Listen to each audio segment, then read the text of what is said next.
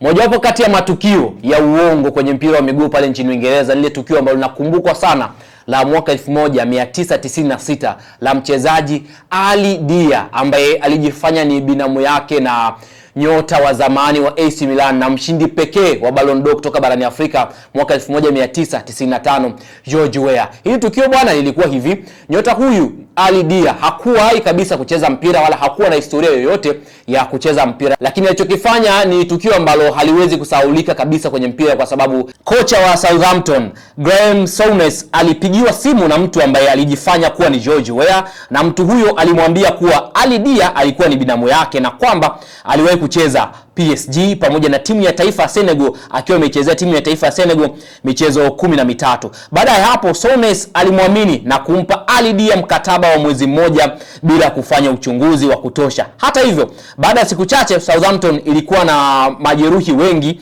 na Ali Dia aliwekwa kwenye benchi dhidi ya Leeds, mchezo ambao ulipigwa Novemba 23 mwaka 1996. Lakini dakika 32 mchezaji nyota Matt Letizia aliumia na Ali Dia akaingia kuchukua nafasi yake, na kilichofuata kilimshtua kila mmoja ambaye alikuwa uwanjani. Matt Letizia baadaye alisema Ali Dia alikimbia kama Bambi vile ambavyo anakimbia kwenye barafu, na Ali Dia alicheza kwa dakika 53 tu, baadaye alitolewa, ambapo dakika 85 kocha alimfanyia mabadiliko. Southampton ilifungwa katika mchezo huo mabao 2-0, na ndani ya wiki mbili tu mkataba wa Ali Dia ukavunjwa. Cha kushangaza ni kwamba George Weah hakuwahi kabisa kumfahamu Ali Dia, lakini pia hakuwahi kucheza PSG, hakuwahi kucheza Senegal kama ambavyo alidai. Hadi leo watu wengi humtaja kama mchezaji mbaya zaidi kuwahi kucheza kwenye ligi kuu ya nchini Uingereza, yani the worst player to play in Premier League history. Baada ya kuondoka Southampton, Ali Dia aliendelea kucheza katika timu ndogo ndogo za England, kisha akaendelea na masomo yake na kupata shahada ya biashara.